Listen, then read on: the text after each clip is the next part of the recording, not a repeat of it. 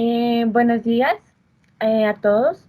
El día de hoy se tiene como objetivo realizar como un foro de debate a partir de los temas transversales llevados a cabo a lo largo de la segunda unidad, con el fin de, bueno, de transmitir o socializar los conocimientos adquiridos en la materia, para asimismo dar cuenta como de las problemáticas que nos aquejan en la actualidad, tanto, tanto como país como sociedad. Y pues para esto, el día de hoy tenemos unas invitadas, así que por favor le pediré a cada una que haga como una pequeña presentación. Buenos días, mi nombre es Laura Gómez, soy estudiante de Administración Pública de sexto semestre de la SAP y pues estoy muy contenta, muy emocionada de participar en este foro de reflexión. Buenos días, mi nombre es Judy Aquillón, soy estudiante de la SAP de sexto semestre y me complace mucho hoy poder trabajar estos temas con mis compañeros. Buenos días, mi nombre es Laura Valentina Lipio, soy estudiante de sexto semestre de la Escuela Superior de Administración Pública y me complace ser parte de este foro de debate. Y bueno, por último, mi persona, también soy estudiante de la ESAT, también voy en sexto semestre y tengo como muchas ansias de comenzar ya con el debate. Entonces, si quieres, Judy, puedes empezar con tu tema. Perfecto, listo. En cuanto a mi tema, yo voy a trabajar lo que es la democratización de la administración pública en cuanto a la lectura de desarrollos y tendencias contemporáneas de la administración pública del docente Jesús María Molina Giraldo. En principio aquí a mí me gustaría resaltar, ¿no? Considerando que el problema de la administración pública proviene desde los inicios de como tal la democracia, también cabe la posibilidad aquí de preguntarnos como tal qué ha hecho como tal la administración pública para servirle como de apoyo a esta democracia, ¿no? Teniendo en cuenta aquí principalmente que ya pues como tal no es que la administración pública tenga la responsabilidad de servir a la sociedad, sino que ésta tiene que preocuparse también en sus integrantes, es decir, en calidad de ciudadanos. Listo. También quería señalar en este punto que no solo corresponde a la administración pública como tal hacer la consolidación de la democracia de calidad, sino que esta también lo hace respecto a sus ciudadanos. Y sería importante señalar que cuando hablamos de democracia y de administración pública, serían temas que tenemos que trabajar como tal por separado o son temas como tal que podemos fusionar en cuanto a sus propósitos y valores, ¿no? Entonces, aquí podríamos decir que es importante resaltar, ¿no?, que la democracia se instauró como tal con la principal idea de que el Estado debía servir y estar para los ciudadanos y que próximamente estos, en calidad de ciudadanos, podrían tomar o ser como tal líderes del poder público del Estado. Adicionalmente a esto, la administración pública ya no es responsable como tal solo de cumplir con los principios, es decir, como tal el de eficacia, el de eficiencia, sino que a esta le corresponde brindar o tener la responsabilidad de permitirle a la ciudadanía la participación, de dar una rendición de cuentas, garantizar derechos y sobre todo permitir que este poder público sea como tal público y no sea privado. Teniendo en cuenta esto, pues podríamos concluir que como tal al ciudadano también o sea, recae sobre él la responsabilidad de permitir este logro de la vocación. En este punto, pues me gustaría preguntarle a mis compañeras, ustedes cuáles consideran que son las bases de la administración pública o cómo es su papel en la democracia, o sea, para construir esa democracia de calidad. Bueno, me gustaría iniciar a mí, pues guiándome del capítulo de la democratización de la administración pública, pues encontrado en el documento que hizo mi compañera Jesús María Molina. Pues yo diría que el papel de la democracia, de la administración pública en la democracia es que esta ayuda a que se transformen los principios y compromisos de los sistemas políticos en bienes, servicios y protecciones al ciudadano. También se puede decir que otro papel que tiene es que sirve como intermediario, interlocutor entre la administración, entre los ciudadanos y el Estado. Es decir, que los administradores públicos hacen ver la voluntad popular que prevalezca sobre cualquier tipo de consideración técnica. También siguiendo con qué instrumentos se podrían implementar, pues resulta que durante este texto Molina pues, nos dice que uno de los problemas que ha tenido que enfrentar la administración ha sido las alianzas público-privadas que permiten o no la generación de valor público para el conjunto de la ciudadanía. Entonces, se diría que una medida para que la administración pública cumpla su razón de ser es que estas alianzas no sean determinadas solo por el Estado, por las administraciones, sino que también tenga que ver con los ciudadanos para así pues promover la participación ciudadana, que es como el fin de ser también de una democracia.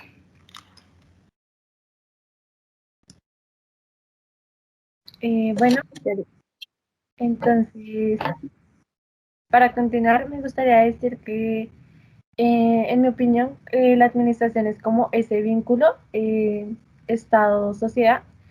Entonces, no se puede pensar al Estado solo como los gobernantes, sino que también el Estado son sus instituciones. Y pues las instituciones son las que materializan como esas acciones del Estado. Sin embargo, y a pesar de esto, eh, en Colombia se tiene una pésima imagen de las instituciones estatales. Entonces existe como esa distancia de ciudadanos-estados y se ve el Estado como eso lejano, como eso que no me atañe a mí. Entonces yo pensaría que la administración tiene un papel muy importante, sin embargo no lo ha llevado a cabo de la manera más eficiente y eficaz. Y pues en segundo lugar, y me gustaría tocar algunas de las sugerencias que aparecen en el texto de Jesús Molina, realizadas por la Comisión Latinoamericana de Administración para el Desarrollo, y es que uno se debe tener como mejorar ese vínculo Estado-sociedad, y eso se hace por medio de que los ciudadanos sean más partícipes de las decisiones que los atañen, de las decisiones que los atañen a ellos, no que solo se vean movidos para votar, sino que también hayan como espacios de participación.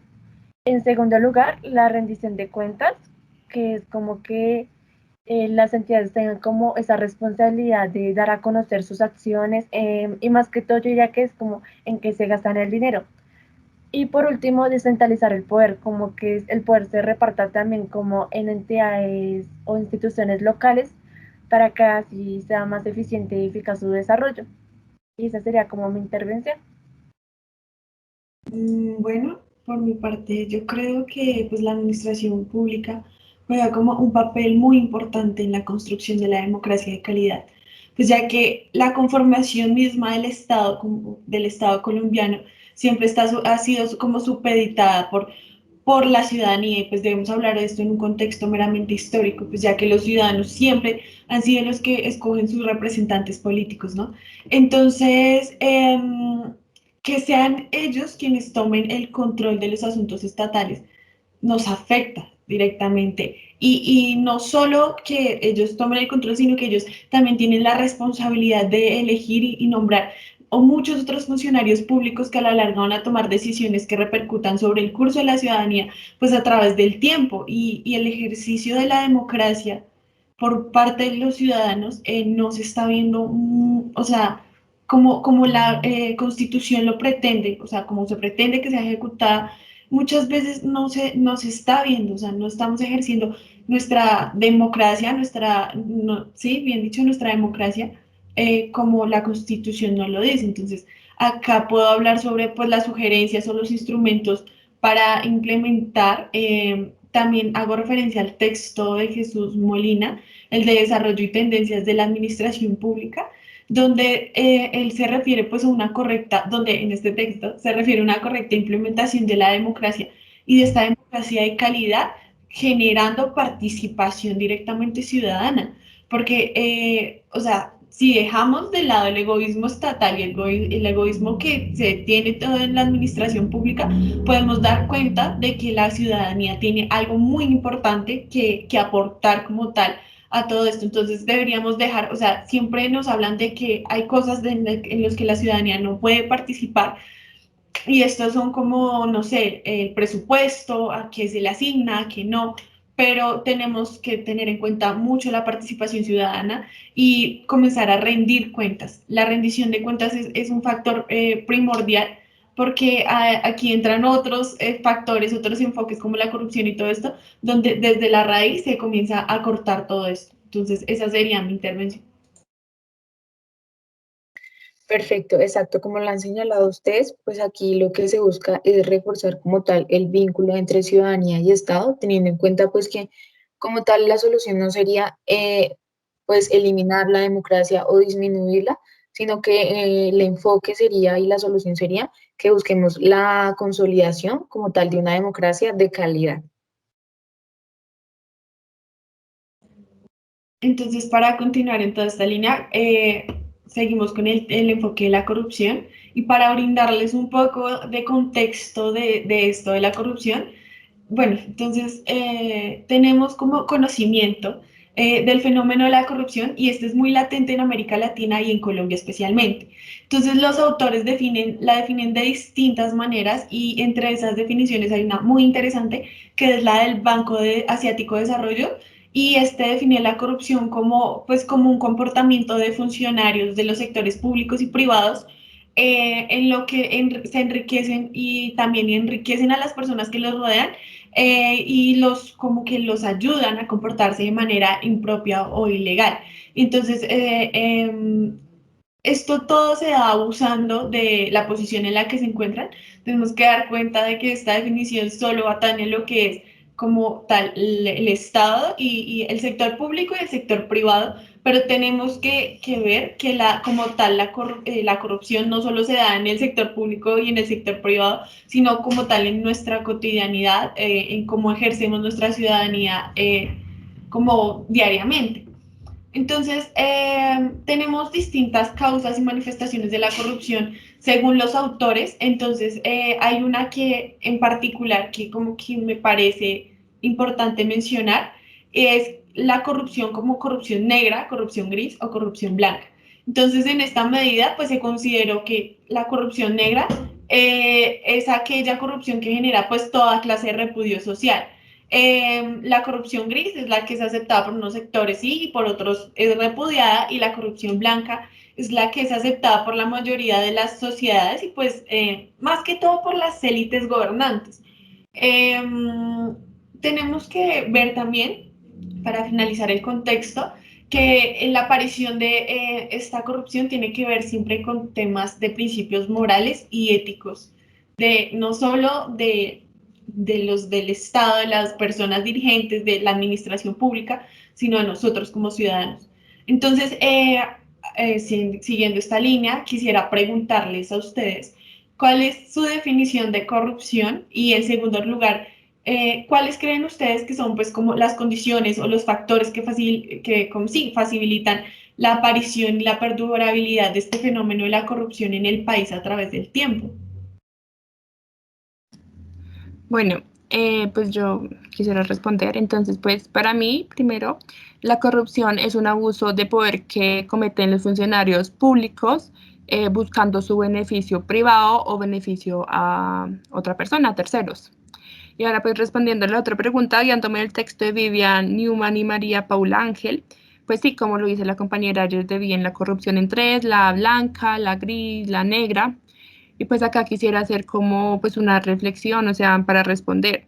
A mí me parece que uno de los factores que hace que la corrupción perdure es como esa normalización que se lleva en la gris y en la blanca. O sea, de ningún modo, en mi opinión, debería verse la corrupción como aceptada, no se debería normalizar. Y pues eso es lo que se ve ahí.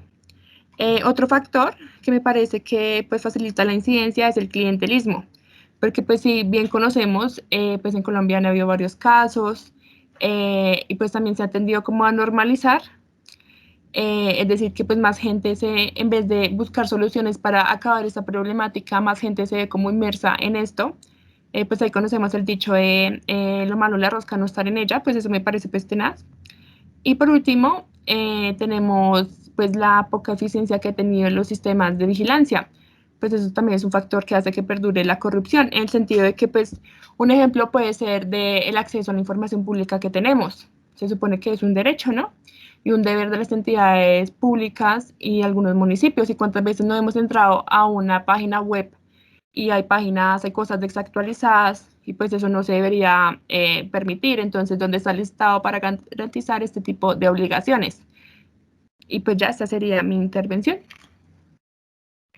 Bueno, me gustaría seguir. Y bueno, en mi opinión, la corrupción, bueno, la definición considero que es como aquel comportamiento de quienes poseen algún tipo de poder o autoridad ante los demás. En este caso difiere un poco de mi compañera Laura, ya que, según mi opinión, no tiene que ser exactamente un funcionario. Bueno, y aparte, este comportamiento lleva consigo como una desviación de los deberes formales por razones de beneficio para sí mismo o para sus allegados. Sin embargo, considero que como ninguna definición es exacta, pero sí hay como ciertos elementos que son comunes a todas las definiciones. Entonces, tenemos la violación de un deber posicional, un pago extraposicional, también tenemos como la violación de un sistema de normas vigentes. En todos los casos de corrupción, estos se hacen como a costa de un tercero. No conozco hoy en día ningún hecho de corrupción que no se haya hecho a costa de un tercero. Y también, más que todo, es como que la corrupción se basa como en ese secreto. O sea, yo diría que uno puede reconocer que está ante un hecho corrupto cuando eso que te están pidiendo hacer no se lo puedes comentar a los demás. No puede ser como socializado. Y respecto a la segunda parte de acerca de las condiciones o factores que facilitan la aparición, bueno, está como la debilidad institucional y en este caso quiero recurrir a, o como se reconoce la debilidad institucional por un autor que es García Villegas, que ha caracterizado a Colombia como un estado débil. Voy a leer textualmente y dice que las instituciones estatales existen, pero el alcance de sus operaciones se hayan limitado por el hecho de que no tienen el imperio suficiente para imponerse a los demás actores sociales y por lo tanto se ven como en la responsabilidad a ceder, a negociar y a conciliar. Bueno, entonces, con esto, ¿qué se quiere decir? En muchas partes de Colombia, más que todo en las periferias, el Estado no llega. Entonces, ¿qué pasa en estas zonas del país? Hay como ciertas familias o grupos económicos que son como esa imagen que se tiene del Estado. Y es tanto su poder que literal ellos ponen a alguien como candidato y ese alguien se vuelve el ganador automáticamente. Y pues también quisiera mencionar lo de la cultura de la ilegalidad, que es como que este desprecio hacia la ley, que es vista únicamente como un instrumento cuando lo puedo usar para mis beneficios. Y entonces es algo como esa cultura que se ha normalizado la corrupción, es decir, que digamos, no considero que cuando me salto la fila o cuando le pago a un policía esté haciendo un hecho corrupto, sino que lo veo como algo normal. Entonces, con esto se puede decir que la corrupción en Colombia es algo como endémico y algo que se ha vuelto como sistematizado tanto por la ciudadanía como por las entidades estatales. Y ya, esa sería como mi intervención. Ok, entonces para recoger algunos Sí, bueno, pues yo para responder a tu pregunta, Laura, yo diría que la corrupción es un fenómeno estructural que básicamente ha sido entendido como la desviación de recursos o cargos públicos con el objetivo principalmente del autoenriquecimiento o un beneficio privado. Como tal, es un acto totalmente ilegal que va contra los principios y los valores éticos que como tal son instaurados en la sociedad y se consideran legítimos. Podría resumirlo diciendo que consciente, como lo decía mi compañera Laura Marcela, es un acto que consiente el abuso del poder para el beneficio particular. En el segundo punto, yo creo que los factores que principalmente no están permitiendo que esto perdure, primero sería que no hay un sancionamiento claro, es decir, nunca se ha especificado como tal el castigo que se le va a aplicar en estos casos. Y segundo, yo creo que también está aquí lo que es la cultura y la forma en la que como tal nosotros actuamos frente a estos problemas.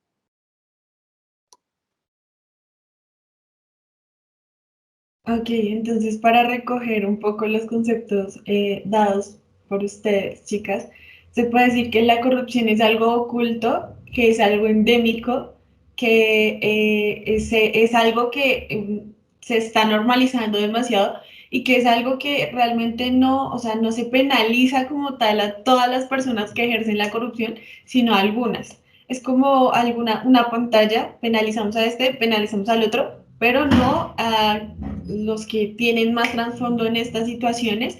La corrupción es algo moral, es algo ético y es algo que deberíamos no clasificarlo como lo decía al principio, como corrupción negra, gris, blanca, sino corrupción es corrupción, donde la veamos, si es en el Estado o si es en la calle o si es en la universidad o en donde estemos.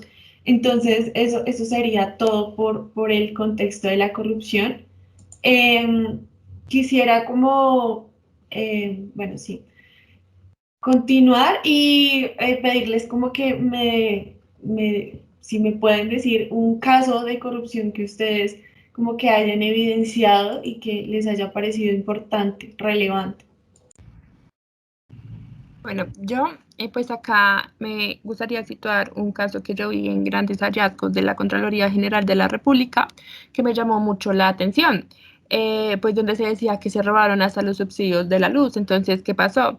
Resulta que en el municipio del Atlántico pues se dan unos subsidios y se evidenció por medio de una investigación que se perdieron cerca de 216 mil millones de pesos en corrupción. ¿Por qué? Resulta que el modus operandi era que en el recibo pues sí se veía como el descuento, el subsidio, pero realmente solo se veía el 1%, es decir, que lo que me impacta es que se robaron el 99% de los subsidios, el porcentaje, y ya ese sería el caso.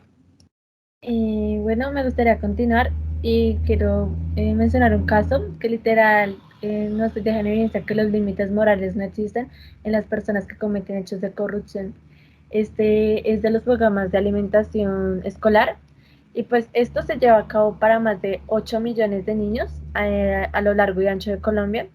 Entonces, ¿qué fue lo que pasó? Eh, bueno, el Estado le da como puede ser el desayuno o el almuerzo o las onces a los niños. Y lo que pasaba es que en muchos casos estos alimentos nunca llegaban a los niños o digamos se pagaban todas las raciones, pero a los niños les llegaban menos raciones. Entonces las raciones que ellos recibían eran súper pequeñas. Hay un video que enseña cómo una docente toma fotos a sus estudiantes con raciones mínimas. O sea, es como impactante el caso.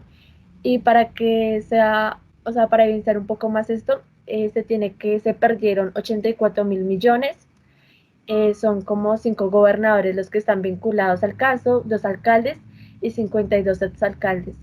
Entonces, más que todo es como que los límites morales no existen para las personas que cometen hechos corruptos.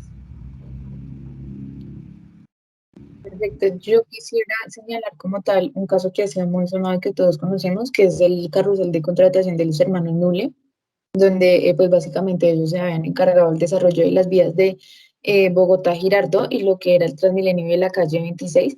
Este final que dejó pues con una deuda de 52 millones de dólares y pues que generó, ¿no?, una afectación para los bogotanos por más de 3 años en Bogotá. Y pues con esto evidenciando que el Estado como tal no ha tenido como un seguimiento en cuanto a la contratación pública. Ok, entonces para continuar en toda esta línea de la corrupción, tenemos algo que es como la hermana de la corrupción y es el clientelismo. Entonces, para brindarles como un contexto del clientelismo, tenemos que, pues en el país, a través de los años, la manera en que los políticos se ganan como la ciudadanía y todo su favor político, los votos y todo esto, a cambio pues o sea, se ganan todo esto a cambio pues de favores de toda índole, ¿no? Entonces estas relaciones las podemos denominar según los autores como redes clientelistas. Entonces estas son unas relaciones muy genuinas entre actores que se llaman patrones y subordinados, que en este caso serían los patrones, las personas, los políticos o las personas que tienen cierto poder y los subordinados serían la ciudadanía. Estas relaciones se basan en mecanismos meramente de reciprocidad de ambas partes, o sea, valga la redundancia, pero hay una parte que le brinda más a la otra. Entonces, se supone que el patrón le brinda más al subordinado, muchas veces sabemos que esto no es así, y para que, o sea, este intercambio funcione, siempre tiene que haber esa relación. El clientelismo es una práctica que no es penalizable según la ley. Eh, Se sabe que moralmente no está bien, pero es algo que la verdad durante, no sé, todo lo que lleva el Estado, nunca han dicho, ay, a tal persona se le penalizó, se le judicializó por realizar prácticas clientelistas, las cuales deben considerarse que están dentro de la corrupción.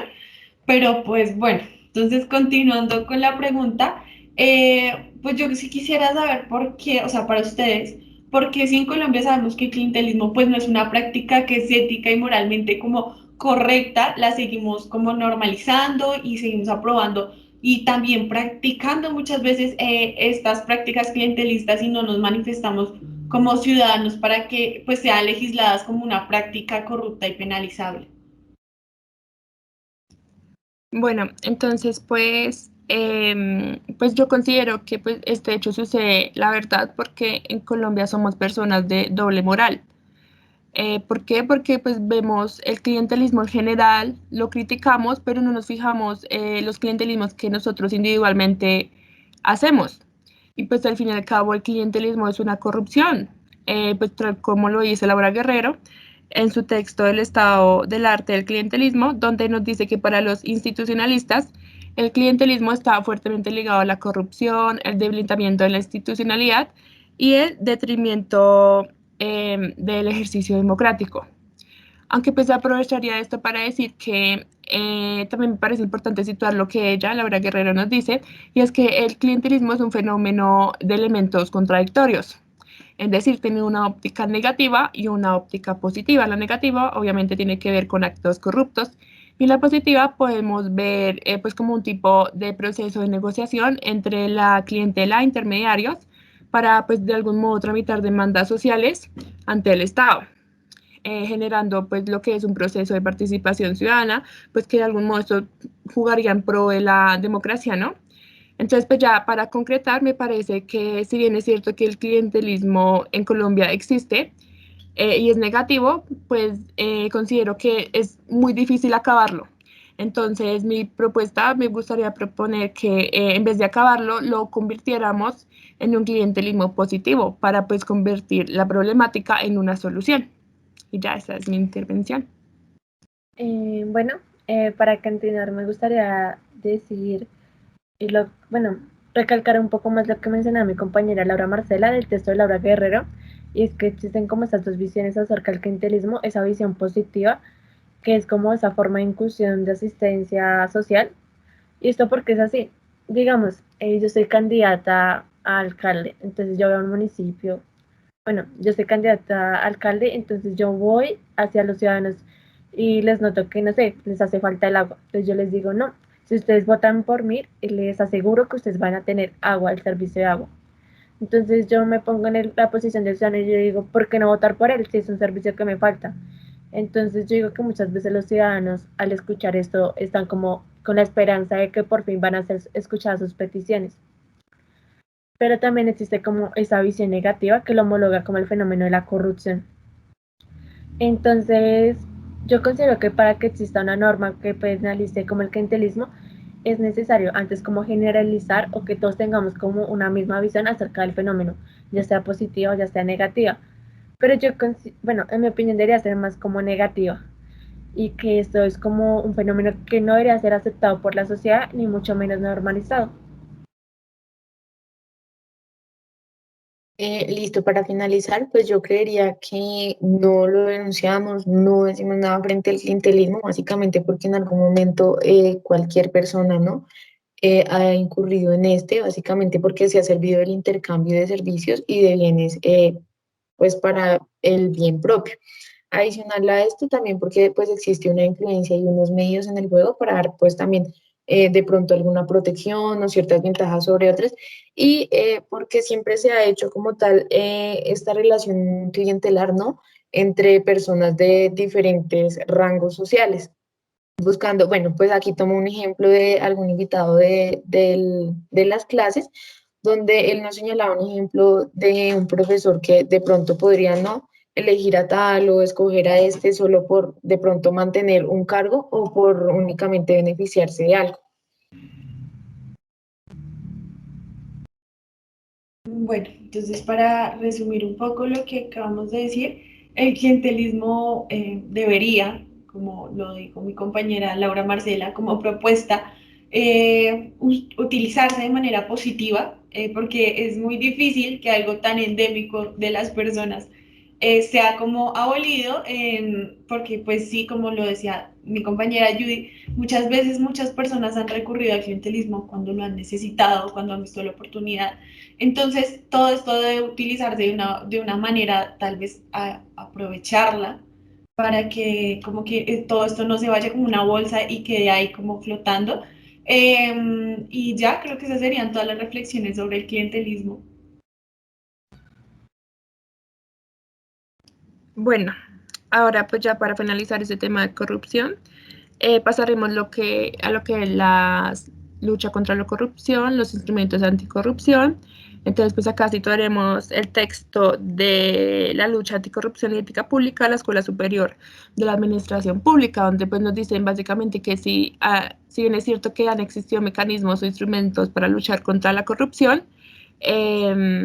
como pues lo es el Código de Integridad y Valores del Servicio Público, también tenemos la Comisión Nacional de Moralización, también encontramos la Comisión Nacional Ciudadana de Lucha contra la Corrupción y pues también por otro lado tenemos la normatividad, como pues lo es el Estatuto Anticorrupción, el Decreto Antitrámites, la lucha, la Comisión Nacional Ciudadana de la Lucha contra la Corrupción. Y pues también algo importante es que nos dice que existen unas condiciones que incentivan la corrupción en Colombia. Entre ellas tenemos primero la manera en cómo los gobernantes llegan al poder. Pues acá conocemos lo que pues nombraron ya anteriormente, los favores políticos, donde pues básicamente en las campañas electorales se busca como un empresario, pues a gente así, que le financie las campañas y ya una vez en el puesto se pagan estos favores, dándole la posibilidad de apropiarse de recursos públicos. Otra causa son los daños institucionales, donde se dice que la corrupción se produce porque hay gente que están interesados en apropiarse de las decisiones y recursos del Estado. Y pues acá la trama institucional siempre busca cómo incurrir en conductas irregulares.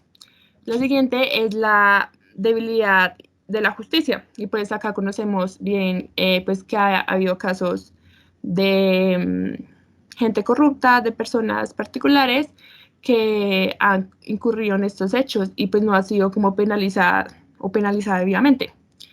Y pues otro factor es la cultura de la ilegalidad, que lo mencionó mi compañera Aura, pues que básicamente es normalizar la corrupción. Y por último tenemos como causa los privilegios y excepciones tributarias de sectores privilegiados. Y pues ya dicho esto, mi pregunta es, ¿considera que en Colombia se ha tenido una verdadera lucha contra la corrupción? ¿Y cuáles de estas causas propondría usted una solución y cuál solución sería? Bueno, me gustaría empezar y bueno, respecto como al primer punto que mencionas, y pues en este coincido con el senador Jorge Enrique Robledo, invitado a un foro realizado este año por la SAT, en el cual como que se le realizó una pregunta similar. Entonces, él mencionaba que en Colombia guerra nunca ha habido, han habido como escaramuzas. Entonces yo lo comparo un poco como una calle llena de huecos, a la cual como que se pavimentó cada uno, pero digamos individualmente, entonces lo que queda son baches de pavimentar toda la calle. Entonces digo que en Colombia no ha habido como una solución de fondo, sino más que todo superficiales. Y respecto como a las soluciones, digo que ante todo toca empezar con una reforma a la vinculación del personal. Para esto me voy a referir como a ciertos números para evidenciar un poco más. Y es que para el año 2019 existían más de 19.000 cargos de libre nombramiento y remoción, y pues 9.060 pertenecientes al máximo nivel decisorio. Entonces, para que se dé la corrupción, se requiere de personas ubicadas al interior del aparato del Estado, que se apoderen como estos recursos. Entonces, la idea es como que se haga un concurso realizado por las universidades del país. Yo diría que debería estar la SAT en ellas, y pues que las personas que hayan tenido como los mejores puntajes luego sí pasen como a una terna, y de que de estos puntajes o de estas personas el presidente escoja como a quien se quede con el puesto, que no sea solo como esa decisión de no, yo escojo a esta persona por tal y tal motivo, porque la mayoría de veces se ve más que todo como a favoritismos. Y pues en segundo lugar, yo diría que para la cultura anticorrupción o esta cultura de legalidad, se ve como desde los colegios, desde los niños, hacer como esto de ciudadanía, dar como enseñanza. Y es que son, y bueno, y no tampoco solo en los colegios, sino también en las universidades, ya que digamos, más que todo la ética se relaciona con las carreras referentes a las ciencias sociales, a las humanidades, pero yo digo que todas las carreras deberían tener como esa parte ética.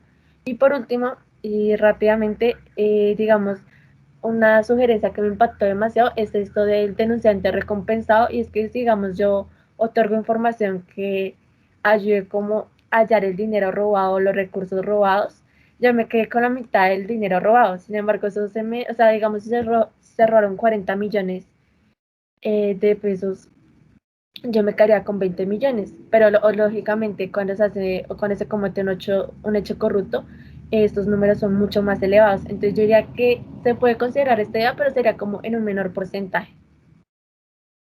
Y ya esa sería como mi intervención. Ok, entonces yo pienso de una manera muy similar a la de la compañera Aura, porque, o sea, pienso que una lucha contra la anticorrupción, una guerra como tal, no se ha dado. O sea, yo en anteriores intervenciones hablé sobre que se penalizan algunos por algunos temas de corrupción, como para decir si estamos haciendo, pero no se trata el tema de fondo. Entonces, es como que se penaliza al que se ve por encima, pero no al que está en el fondo. Creo que me van a meter más como por una parte del Estado, y es todo este tema de la burocracia y de todo el enquistamiento de los cargos por parte de los funcionarios públicos, porque son cargos que, o sea, que tienen o sea, son personas que duran demasiado en un cargo. Entonces, todo esto sin aportar pues como nuevas innovaciones al Estado y cosas como frescas, sería una captación de como de los recursos. Una captación de los recursos al tomar ese salario, ¿no? Porque tengamos en cuenta que muchas veces no son salarios bajos, no se paga un mínimo, no se paga varias, o sea, se paga salarios altos. Entonces, esto vendría siendo como una captación a los recursos, y yo sí propondría como una forma estructural pues, del Estado con tema a sus funcionarios públicos y todo este tema de jerarquización. Eso sería todo. Bueno, yo concuerdo con mis compañeras en cuanto a que no ha existido alguna lucha contra la corrupción, y básicamente se puede mostrar teniendo en cuenta pues, que ahorita es uno de los mayores problemas que hay en Colombia, ¿no? Al contrario de una lucha, lo que realmente está pasando es que estamos normalizando este fenómeno, y más allá de considerar de que el que debería estar, bueno, enfrente de esta lucha es el Estado, tenemos que tener en cuenta que nosotros también como ciudadanos tenemos la responsabilidad, ¿no? De vigilar, denunciar y pues exigir de que se haya, bueno, de que haya alguna justicia frente a estos casos de corrupción. Adicional a esto, yo creo que como lo señalaba mi compañera Laura Lipio, hay una relación muy estrecha entre clientelismo y entre corrupción. Y pues en cuanto a mi propuesta de mejoras, yo considero de que debería haber como un mejoramiento en cuanto al sistema de contratación pública. Bueno, entonces, pues como recogiendo ideas, sintetizando, pues lo que pueden comprender es que ustedes no creen que haya una verdadera lucha contra la corrupción, es decir, que sí hubo como intentos, sí hubo como normatividad, pero pues se puede decir que hay más una teoría que una práctica. Y pues también puede recoger que pues ustedes le ven como mucha importancia al tema de la contratación, es decir, que pues ahí es como la mayor percepción de corrupción se sitúa allí.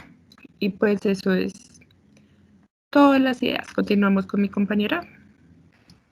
Bueno, entonces este debate no estaría, bueno, no estaría completo si no se toca el tema de la violencia en el país. Entonces, como es bien sabido, o bueno, eso yo quisiera suponer, Colombia tiene una larga historia de violencia, pero también tiene esa capacidad de resistencia a ella, esa capacidad de que algunos llaman resiliencia, esa capacidad de memoria.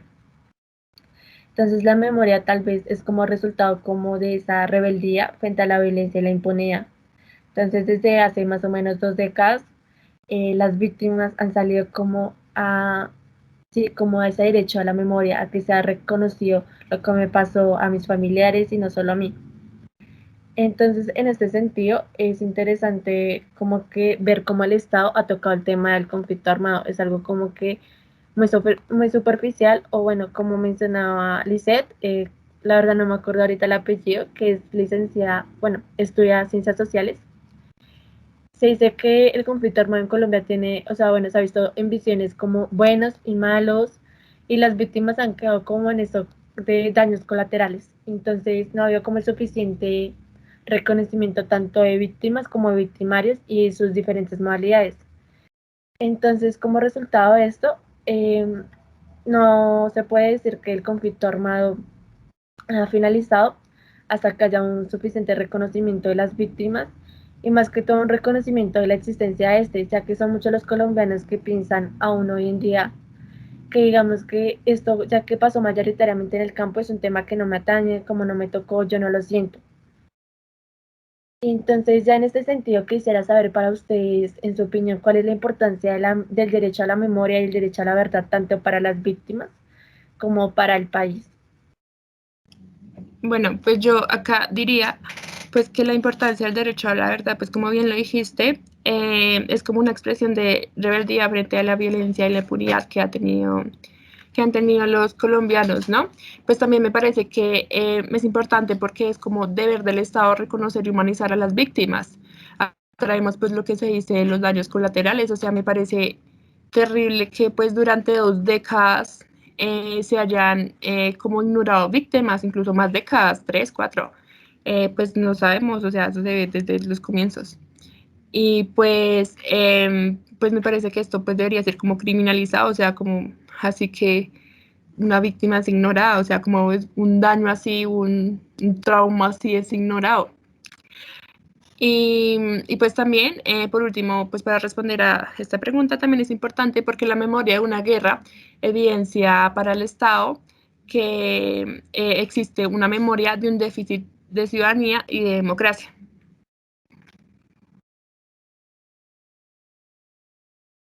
Perfecto, yo en este punto me gustaría señalar pues que como tal el Estado colombiano tiene el deber de garantizar pues el derecho a esta verdad acerca de las circunstancias en las que se cometieron estas atrocidades contra las personas.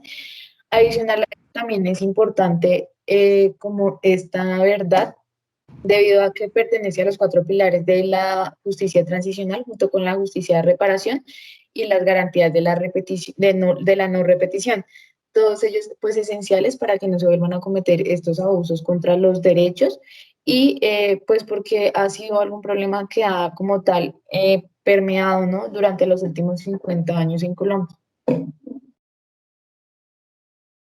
Ok, yo, pues desde mi punto de vista, considero que todo este derecho de la verdad y la memoria de las víctimas es demasiado importante. Porque, o sea, también como le decía mi compañera Laura Marcela, esto representa como las fallas del Estado en la intervención, en la guerra, o sea, en la guerra en Colombia, en los desplazamientos, en todo esto. Entonces, esto siempre como que hiere a la población colombiana. Entonces las víctimas, o sea, tienen un pasado, entonces las víctimas tienen la memoria.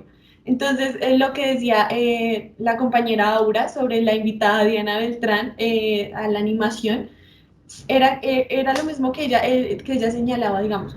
Una persona que vivió en el campo a los 5 años y le mataron a su papá y a su mamá y a sus tíos y a sus vecinos, cuando crece se puede convertir en victimario.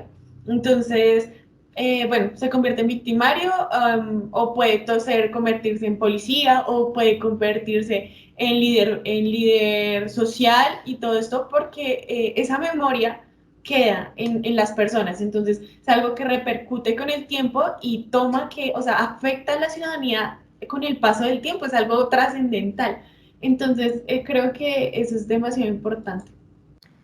Bueno, entonces ya como para sintetizar y recoger algunas ideas, yo diría que más que todo sus ideas se pueden condensar en algo que es el que no conoce su historia está condenado a repetirla. Y es que también es necesario, como mencionaba mi compañera Laura Lipio, ese reconocimiento a las víctimas que se volvieron victimarios. Y es que, digamos, para lo que para mí puede ser una víctima, también puede ser un victimario. Y como lo mencionaba Judy, digamos, esto es parte esencial de la política que se tiene ahorita del acuerdo de paz. O sea, es un pilar fundamental. Y más que todo yo considero que es tarea del Estado como que no sé, dar el espacio para escuchar estas voces y no queden como en ese silencio forzoso, a veces también ese silencio que se hace por misma elección, por el miedo. Y ya, esa sería como más que todo finalizando esta parte. Listo, entonces pues esta lectura, la del grupo de memoria histórica llamada Basta Ya, Colombia de Memorias de Guerra y Dignidad, pues aparte de hablarnos de las memorias, pues también nos presenta como modalidades de violencia y sus cifras, además de decirnos que pues atacar a la población es para los actores armados una forma de debilitar y asimismo como acumular sus fuerzas. Entonces, pues entendiendo que todas las modalidades y todas las cifras son importantes, pero pues por cuestiones de tiempo y para no alargar más esto, nombraré algunas. Primero encontramos los asesinatos selectivos. Esta es la modalidad que más ha dejado muertos. De acuerdo con las proyecciones del Grupo de Memoria Histórica, se estiman que hay cerca de 150.000 víctimas.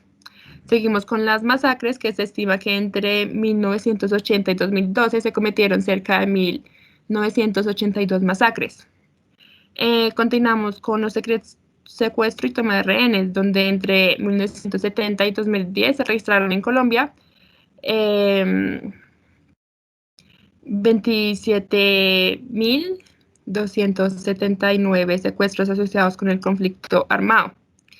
27.000. Continuamos con la violencia sexual, donde las cifras expresan que entre 1985 y 2012 existieron 733 víctimas bajo esta modalidad y 821 no identificaron el año, o sea, pues no se sabe qué año exactamente. Es decir, que para un total de 1.754 víctimas en este tipo de violencia.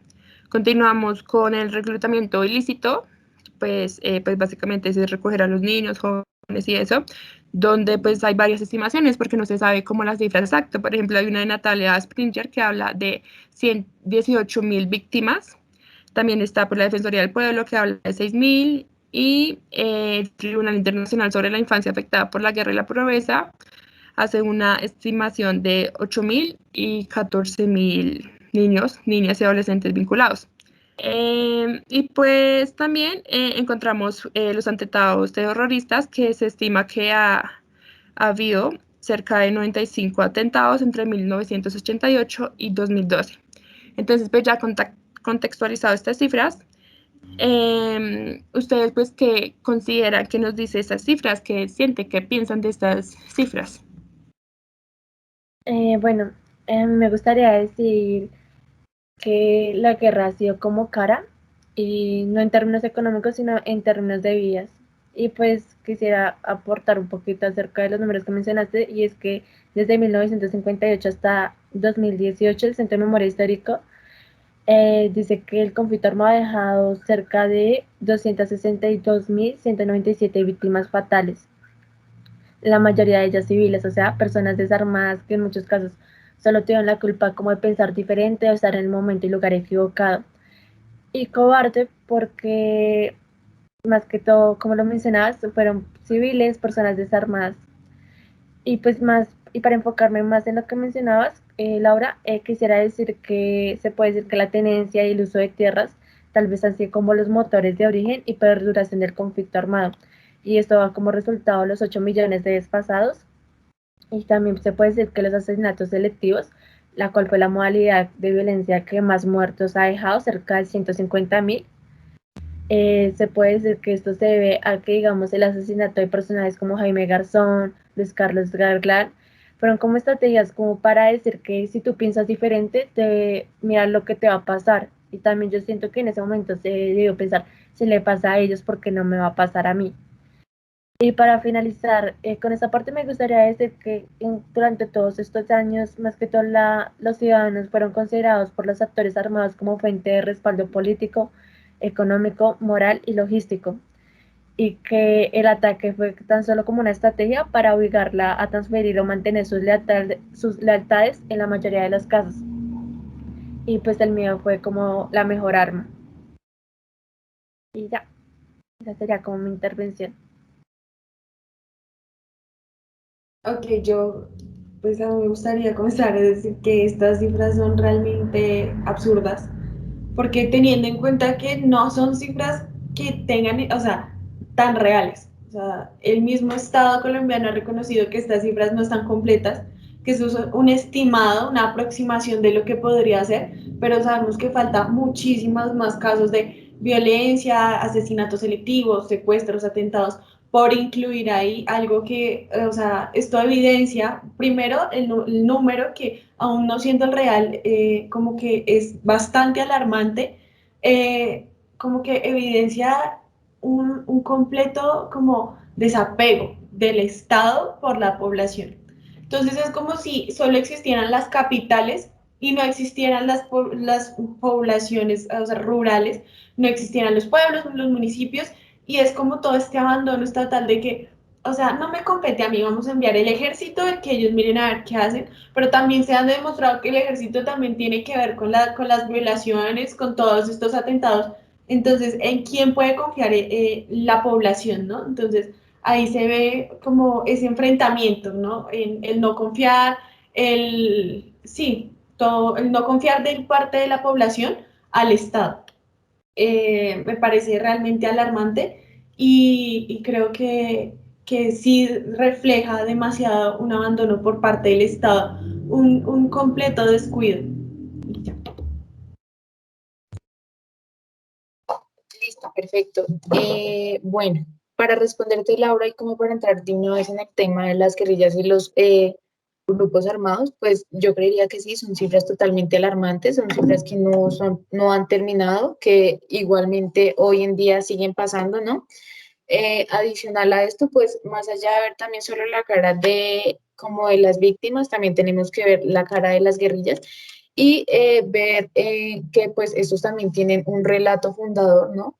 Que son grupos que principalmente iniciaron pues por un abandono del Estado, como lo señalaba mi compañera Valentina, porque no tuvieron las garantías, porque no había presencia como tal de un Estado donde ellos se encontraban y la única manera pues como tal de hacerse escuchar o como tal que los tomaran en cuenta, pues era el uso de la violencia, lastimosamente, pues con personas que no tenían nada que ver. En este punto, pues a mí me gustaría, ya como para finalizar, preguntarles si ustedes, pues sí, consideran que como tal el Estado, ¿no? Ha sido el culpable, pues tanto de las cifras que señalas tú, Laura, como también, pues como esta separación que ha existido como tal con la sociedad. Sí, pues acá pues situando el texto de las FARC, fuentes de su longevidad y la conservación de su cohesión de Daniel Pecot, pues acá nos dice que la guerrilla básicamente se creó por un ataque del ejército contra Marquetalia. Pues dicho ataque fue ordenado por una compañía política que pretendía pues acabar con lo que se denominaba repúblicas independientes comunistas, donde pues en ese entonces los movimientos que se generaron se conocieron fueron como líneas de autodefensa campesina que luego pues se consolidaron como guerrilla. Además se suma el hecho de que en Colombia ha existido como un tipo de humillación por parte de las élites hacia las clases populares, lo que pues ha generado que este tipo de autodefensas permanezcan. Así que pues ya así sintetizando, respondiendo, pues yo diría que sí, sí considero que el sistema político haya tenido que ver con la formación y con que todavía de algún modo continúen algunos grupos. Y bueno, me gustaría continuar y yo diría que el Estado obviamente dio como cabida a que se diera como el surgimiento tanto de la guerrilla como de los demás grupos armados. ¿Por qué? Bueno, quisiera dar como un contexto histórico y es decir que desde los años 1940 había como sectores que habían estado como inmersos en esa sociedad como originada por las redes comunistas y los sindicatos campesinos, y más que todo desde ahí viene como desde esa época está lo de la tierra, o sea, la dificultad de la tierra que le pertenece. Entonces, estas personas fueron expulsadas de su territorio y ahí como que acuden a los demás territorios donde está la guerrilla. Entonces, la guerrilla, ellos lo aceptan como esa mirada, yo lo pienso que lo imaginaron como un Estado, como que si el Estado no me da esto, entonces la guerrilla les dio más que todo como protección, les dio como justicia, como esa visión de justicia o de lo que se consideraba bueno y mal. Y también yo digo que más que todo se ve a una falta de oportunidades políticas. Se puede ver que en una oportunidad la guerrilla tuvo como la ocasión de pertenecer o bueno, de hacer parte del campo político, que fue con la conformación de la UP. ¿Y qué fue lo que pasó? Fueron asesinados. Entonces yo digo que si uno ve esto, ve que si el Estado no me soluciona y la única manera de que me ponga la atención es por el medio del uso de las armas. Entonces yo digo que no la justifico, obviamente no, pero yo digo que ante este contexto, o bueno, ante este escenario, las guerrillas obviamente tuvieron como sus razones, no para alzarse en armas, pero sí tanto para conformar el grupo como tal de las guerrillas. Y esas razones se las dio en muchas ocasiones el mismo Estado. Ok, pues yo concuerdo completamente con ustedes porque pienso que el Estado sí dio como esa herramienta de descuido, o sea, dio la herramienta del descuido a la población como lo mencionaba anteriormente, para que, o sea, para que se conformaran estos grupos guerrilleros. Todo esto, o sea, se crea a base, perdón, de una evidente como desapego. Entonces, es como la necesidad de la población de como formarse como comunidad y decir, bueno, te apoyo, bueno, como hablan ellos, como, bueno, camarada, esto hacemos por el pueblo, esto hacemos por la señora de la finca tal, esto hacemos por la señora de la finca otra, pero con el tiempo, o sea, el enfrentamiento, o sea, el querer el Estado por medio del ejército reducir todos estos grupos armados, que pues al principio no eran armados, eran grupos campesinos que protestaban por sus derechos, comenzaron como en vez de apoyarlos y decir, bueno, vamos a prestar más atención a esto, que acá está pasando algo, acá se está formando algo, acá estamos viendo que hay un abandono, entonces la comunidad se está como integrando en un grupo, hicieron como todo lo contrario a lo que deberían hacer y es atacarlos. Entonces, creo que sí, sí tienen una gran responsabilidad y, y que no se dio desde el principio como el tratamiento correcto a estas poblaciones y estos grupos. Y con el tiempo cobró demasiadas vidas de inocentes porque realmente no son ni siquiera, o sea, es que ni siquiera los campesinos, ni los de las FARC, ni los soldados son los culpables. Y si son inocentes los que están pagando como los platos rotos de una élite egoísta que no quiere prestar atención a su propio pueblo. Entonces creo que es eso. Exacto, sí, pues en este punto es muy importante resaltar que pues aquí nosotros consideramos como victimarios, ¿no? A los grupos armados, pero también deberíamos pensar como qué tan victimario fue el Estado con estos grupos en dado momento. Listo, yo creería que ya para finalizar, pues quiero agradecerles por la atención y sobre todo a las invitadas por estar presentes el día de hoy. Como se pudo evidenciar, pues son varias las problemáticas que aquejan tanto al país como a la sociedad y son problemáticas que pues han permanecido durante años y que a pesar de los esfuerzos pues no se han logrado ni disminuir ni acabar. Entonces, espacios como estos se vuelven necesarios porque combaten, o sea, permiten, ¿no? Como encontrar escenarios para combatir estos fenómenos del clientelismo, el conflicto armado, lo que es la corrupción y sobre todo, pues, fundamentar un conocimiento, enseñar y educar. Entonces, esperamos poderlos tener en una próxima oportunidad y poder, pues, seguir hablando sobre estos temas. Vale. Muchas gracias. Gracias. Gracias.